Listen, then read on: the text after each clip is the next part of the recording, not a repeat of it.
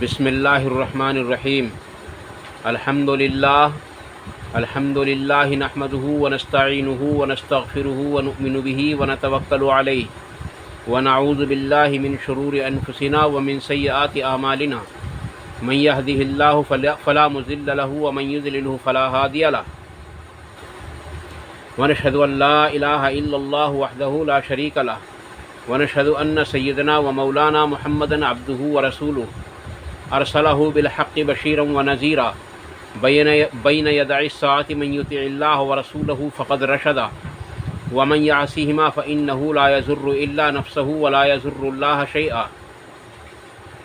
اما بعد فاعوذ باللہ السمیع العلیم من الشیطان الرجیم بسم اللہ الرحمن الرحیم قال اللہ تبارک وتعالی فی کتاب الکریم ان اللہ وملائکتہ یصلون علی النبی یا ایہا الذین آمنوا صلوا علیہ وسلموا تسلیما اللہم صل علی محمد وعلی آل محمد کما صلیت علی ابراہیم وعلی آل ابراہیم انک حمید مجید اللہم بارک علی محمد وعلی آل محمد کما بارکت علی ابراہیم وعلی آل ابراہیم انک حمید مجید رب اشرح لی صدری ویسر لی امری واحلل عقدۃ من لسانی یفقہوا قولی ربنا آتنا من لدنک رحمۃ وہیئ لنا من امرنا رشدا ربنا آتنا فی الدنیا حسنۃ وفی الآخرۃ حسنۃ وقنا عذاب النار۔ عزیز دوستو، گزشتہ ویڈیو میں نے آپ کو بتایا تھا کہ جو شخص ایک مرتبہ کلمہ لا الہ الا اللہ محمد الرسول اللہ پڑھ لے، اس پر جو جنت واجب ہوتی ہے یا جہنم کی آگ حرام ہوتی ہے، اس کی کیا حقیقت ہے۔ اللہ کے نبی صلی اللہ علیہ وسلم نے اس کو کس طریقے سے لوگوں کو سمجھایا ہے، لیکن اس حدیث کو بیان کرنے سے پہلے میری آپ ایک بات ضرور سن لیں کہ آدھا سچ جو ہوتا ہے وہ مکمل جھوٹ سے زیادہ خطرناک ہوتا ہے۔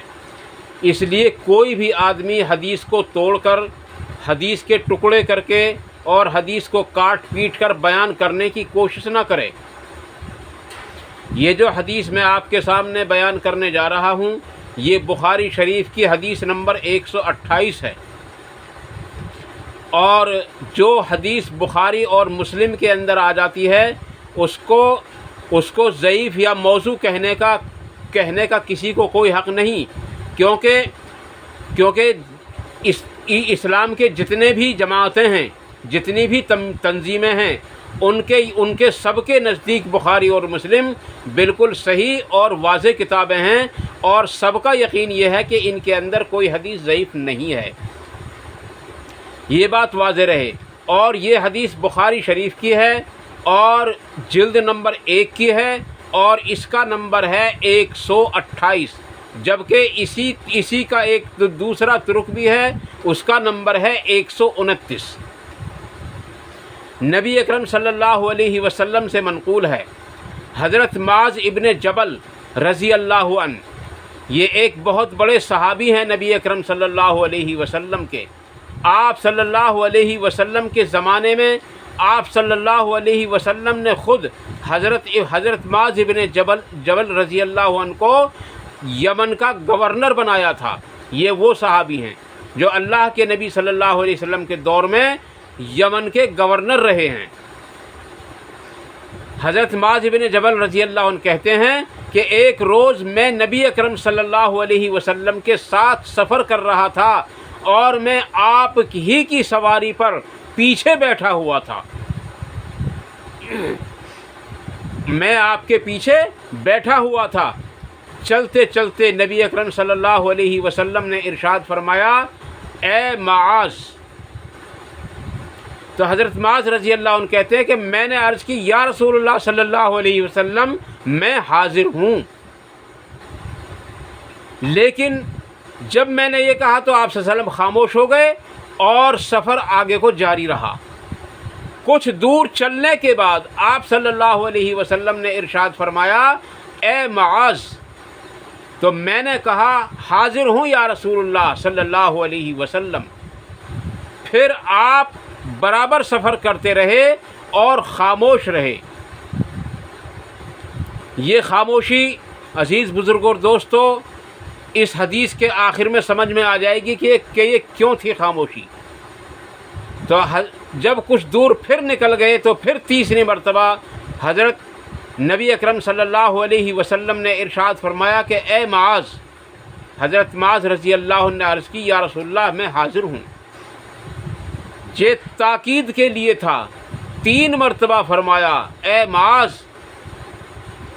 اگر کوئی شخص اس بات کی گواہی دے، اس کلمے کی گواہی دے کہ اللہ کے سوا کوئی معبود نہیں اور محمد صلی اللہ علیہ وسلم اللہ کے سچے رسول ہیں، تو اس پر جہنم کی آگ حرام ہو جاتی ہے۔ تو یہ بات تو حضرت معاذ بن جبل رضی اللہ عنہ کو بہت بڑی تھی۔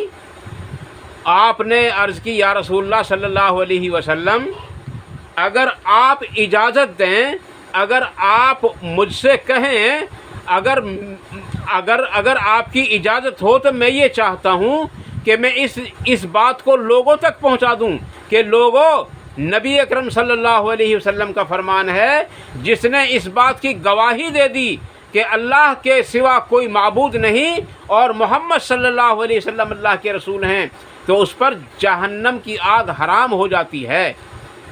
تو آپ صلی اللہ علیہ وسلم نے ارشاد فرمایا کہ معاذ، اگر تم نے اس بات کو عام کر دیا تو اس کا مطلب لوگ کچھ اور نکالیں گے اور اسی پر جو ہے بھروسہ کر کے بیٹھ جائیں گے۔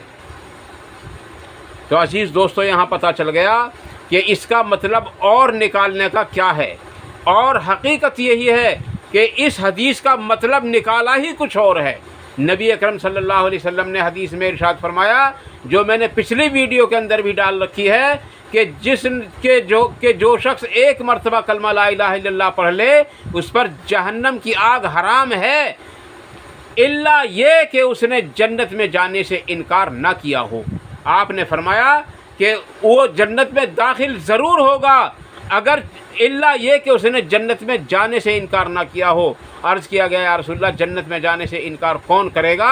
آپ نے فرمایا کہ جو اس کلمے کے تقاضوں کو معلوم کر کے یعنی میری اطاعت نہ کرے اور نبی اور اللہ تبارک تعالیٰ کی فرما برداری نہ کرے، اللہ تبارک تعالیٰ کے احکاموں کو میرے طریقے پر پورا نہ کرے، وہ گویا جنت میں جانے سے انکار کر رہا ہے۔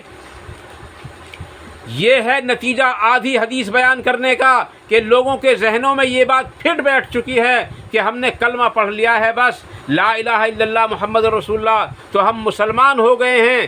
آؤ میں بتاتا ہوں کہ مسلمان کون ہے۔ نبی اکرم صلی اللہ علیہ وسلم نے ارشاد فرمایا کہ جس شخص نے نماز کو ترک کر دیا اسلام میں اس کا کوئی حصہ نہیں، اب اس نے چاہے کتنی ہی بار کلمہ پڑھ لیا ہو،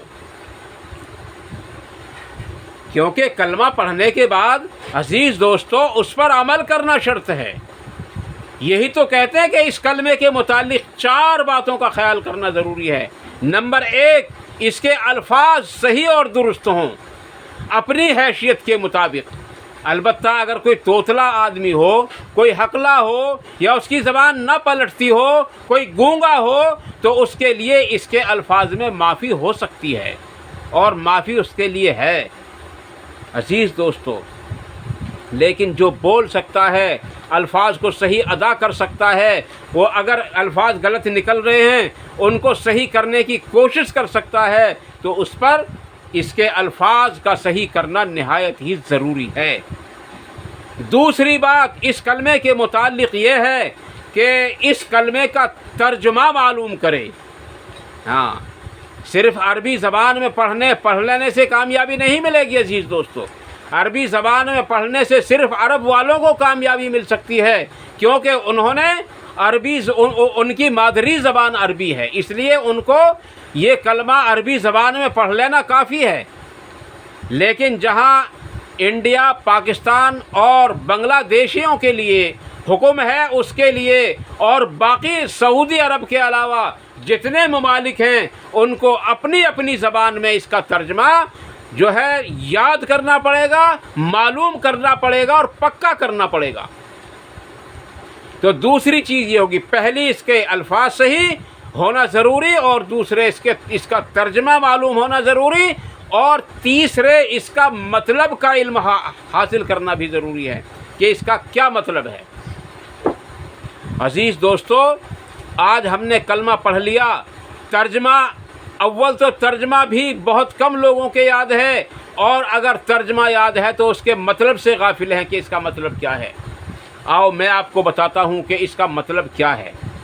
اس کلمے کا مطلب ہے لا الہ الا اللہ۔ اس سے سمجھ لو کہ پورا کا پورا قرآن کریم، پورا کا پورا قرآن کریم ہے اس سے مراد۔ اور اس کا جو دوسرا جز ہے محمد الرسول اللہ، اس سے اس کا جو مطلب نکلتا ہے وہ پوری کی پوری احادیث صحیحہ ہے۔ عزیز دوستو، یہ اس کا مطلب ہے۔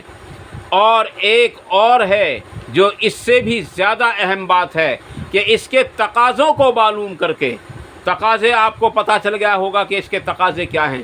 اس کے تقاضے قرآن اور صحیح احادیث ہیں۔ اس کے تقاضے ہیں گناہوں سے بچنا، اس کے تقاضے ہیں نمازوں کی پابندی کرنا، زکوٰۃ ادا کرنا، اور اگر وسعت ہو تو حج کرنا، مالیت ہے تو اس کی زکوٰۃ ادا کرنا، یہ اس کے تقاضے ہیں۔ صلہ رحمی کرنا، یہ اس کے تقاضے ہیں۔ امر بالمعروف و نہی عن المنکر کرنا، یہ اس کے تقاضے ہیں۔ دوسروں تک اللہ کی یعنی اللہ کے دین کی باتوں کو پہنچا دینا، یہ اس کے تقاضے ہیں۔ جب کوئی گناہ ہو رہا ہو اور اس پر اس کو جو ہے ہاتھ سے روکنا، یہ اس کے تقاضے ہیں۔ اگر ہاتھ سے نہ روک سکے تو زبان سے روکنا، یہ اس کے تقاضے ہیں۔ اگر اتنی بھی ہمت نہ ہو تو دل میں اس کو برا مان لینا، یہ اس کا تقاضا ہے۔ اگر کوئی اتنا بھی نہ ہو اور یوں کہے کہ وہ جانے، اس کا کام جانے، ہمیں کیا مطلب ہے؟ عزیز دوستو، پتہ چلا کہ ایمان کا تیسرا درجہ بھی یہاں ختم ہو گیا۔ تو آپ سمجھ گئے ہوں گے کہ اس کے تقاضے کیا ہیں۔ اس کا تقاضا یہی ہے کہ ہم قرآن پر عمل کریں، اور اس کا تقاضا یہ ہے کہ ہم صحیح احادیث پر عمل کریں، اور اس کا تقاضا ایک یہ بھی ہے کہ ہم ضعیف احادیث کو چھوڑتے چلے جائیں، اور ضعیف احادیث کو ہم اپنے گلے نہ لگائیں۔ اور بہت بدقسمت ہیں وہ لوگ جو صحیح احادیث کو اور قرآن کریم کی واضح آیات کو چھوڑ کر ضعیف احادیث پر اور بزرگان دین اور اپنے بزرگوں پر، میں بزرگان دین نہیں کہتا ان کو، اپنے بزرگوں کے اقوال پر عمل کر رہے ہیں۔ وہ بہت بدقسمت قوم ہے عزیز دوستو۔ اس لیے ہم سب کو چاہیے کہ ہم اتخذوا احبارہم ورہبانہم، اس کو اپنے اوپر گفٹ نہ ہونے دیں، کیونکہ اس کے اندر حکم ہے کہ ان لوگوں نے اپنے پیشواؤں کو اپنا معبود ٹھہرا لیا تھا، اور اپنا معبود ٹھہرانے کا اس سے آگے حدیث میں موجود ہے کہ ان لوگوں نے اللہ کی حرام کردہ چیزوں کو اور اللہ کی حلال کردہ چیزوں کو اگر ان کے بزرگوں نے حرام قرار دے دیا تو وہ حرام سمجھتے تھے، اور اللہ تبارک تعالیٰ کی حرام کردہ چیزوں کو اگر ان کے بزرگ حلال قرار دیتے تھے تو وہ ان کو حلال سمجھتے تھے۔ اسی کے بارے میں آپ صلی اللہ علیہ وسلم نے حضرت عدی بن حاتم رضی اللہ عنہ کو فرمایا کہ یہی مطلب ہے اپنے بزرگوں کو اپنا معبود ٹھہرانے کا۔ اور جو لوگ یہ کہتے ہیں کہ جی وہ اللہ والے ہیں، ہم ان کی اطاعت کرتے ہیں، تو ہر آدمی اپنے بزرگ کی اطاعت کرتا رہے گا اور اللہ اور اس کے رسول کی اطاعت کو چھوڑتا چلا جائے گا۔ اس لیے اگر ہم کو اکٹھا ہونا ہے، اگر ہم کو مل کر ایک جماعت بنانی ہے، تو عزیز دوستو ایک قرآن پر اور ایک احادیث صحیحہ پر ہم اکٹھے ہو جائیں، اس میں ہمارے لیے کامیابی ہے۔ اور کلمہ طیبہ لا الہ الا اللہ محمد الرسول اللہ کا معنی اور اس کا مطلب اور اس کے تقاضے بھی یہی ہیں، اور جب تک اس کے معنی اور مطلب اور تقاضوں پر عمل نہ کیا جائے تو عزیز دوستو اس وقت تک چاہے اس کلمے کو کتنی ہی بار رٹتا رہے، عزیز دوستو میرے نزدیک کوئی فائدہ نہیں ہوگا۔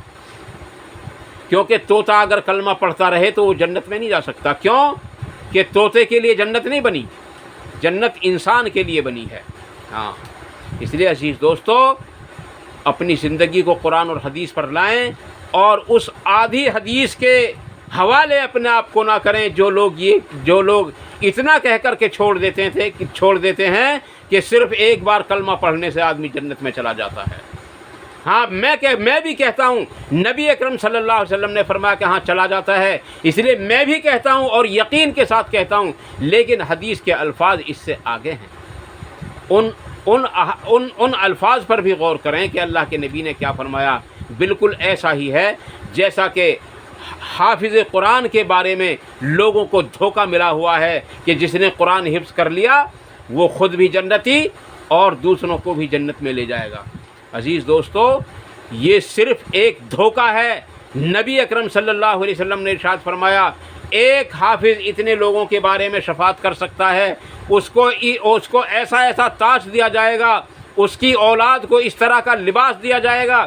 یہ حدیث صحیح ہے، لیکن وہ حافظ سے مراد کون سا حافظ ہے؟ حدیث کے الفاظ پر ذرا غور کریں.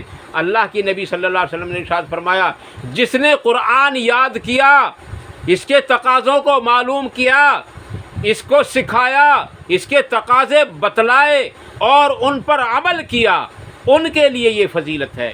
صرف رٹنے پر یہ فضیلت نہیں ہے عزیز دوستو. اس لیے عزیز دوستو ہم سب کو چاہیے کہ ہم اپنی زندگی کو قرآن اور حدیث کی روشنی میں ڈھالنے کی کوشش کریں. اللہ تعالی ہم سب کو ان مختصر سی باتوں پر عمل کرنے کی توفیق عطا فرما دے. اللہ سے دعا ہے کہ جذبات میں اگر کوئی بات میری زبان سے غلط نکل گئی ہو تو اللہ اسے معاف فرمائے، اور جتنی باتیں صحیح نکلی ہوں اللہ تعالیٰ ان پر عمل کرنا آسان بھی فرمائے، عمل کرنے کے موقع بھی عطا فرمائے اور عمل کرنے کی توفیق بھی عطا فرما دے. اللہ رب العزت ہم سب کو قرآن اور حدیث کی روشنی میں عمل کرنا آسان فرما دے.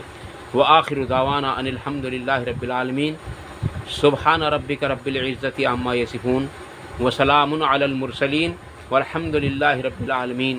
والسلام علیکم ورحمۃ اللہ تبارک و تعالی وبرکاتہ.